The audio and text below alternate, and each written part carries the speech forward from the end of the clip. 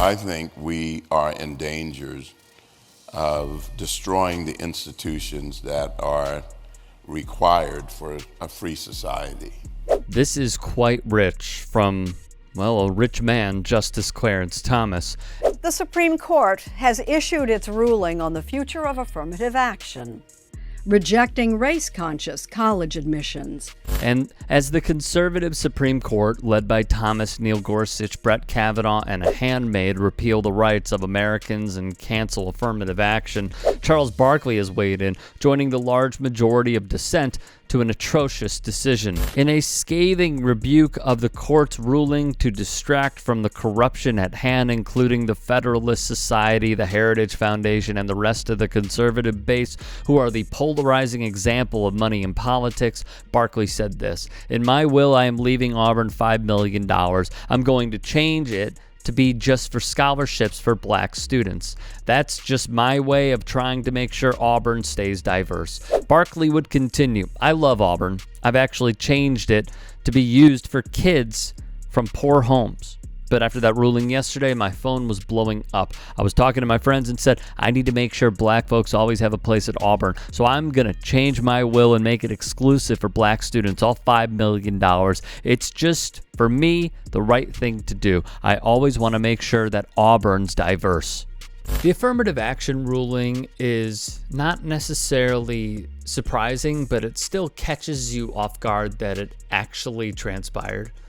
And it's a dangerous precedent to set because, let's keep it real, it makes it easier for people who look like me to get admitted to Harvard, Yale, what have you, in droves over people who don't look like me. What gets me is this. Today's decision has started a new chapter in the saga of the history of Asian Americans. Calvin Yang, an Asian student, was used by older white male conservatives as a prop to push a lie. The fragile white man bankrolling all this is Edward Blum, seen on Yang's left. And he's been telling you who he is the whole time. Failing in the case of Fisher v. University of Texas, Blum strategized that he needed Asian plaintiffs. He formed Students for Fair Admissions as a vehicle to file litigation. The organization's leadership consists solely of Mr. Blum, Abigail Fisher, and Richard Fisher. Her father, through Students for Fair Admissions, Blum recruited members and filed his challenge to college admissions against Harvard and the University of North Carolina with a twist. This time, Blum claims that the consideration of race discriminates against Asian Americans.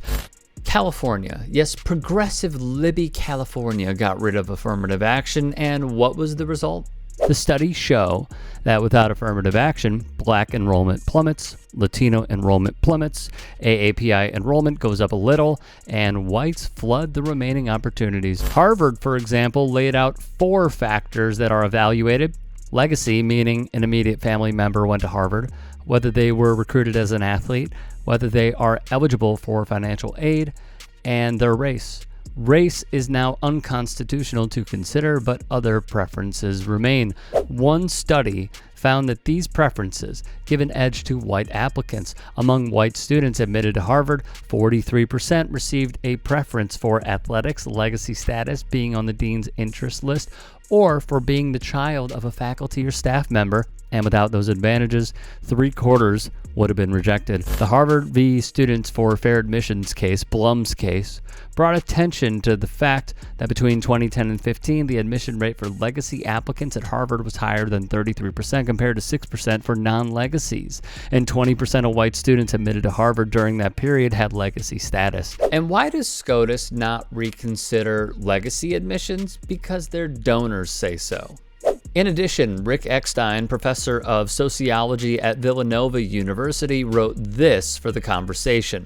Admitting more varsity athletes does little to improve the diversity of social class or racial or geographical diversity in higher education. Except in football, basketball, and track, college varsity athletes are disproportionately white, wealthy, and suburban. Those sports comprise less than 1/3 of all college athletes and only 22% of women athletes.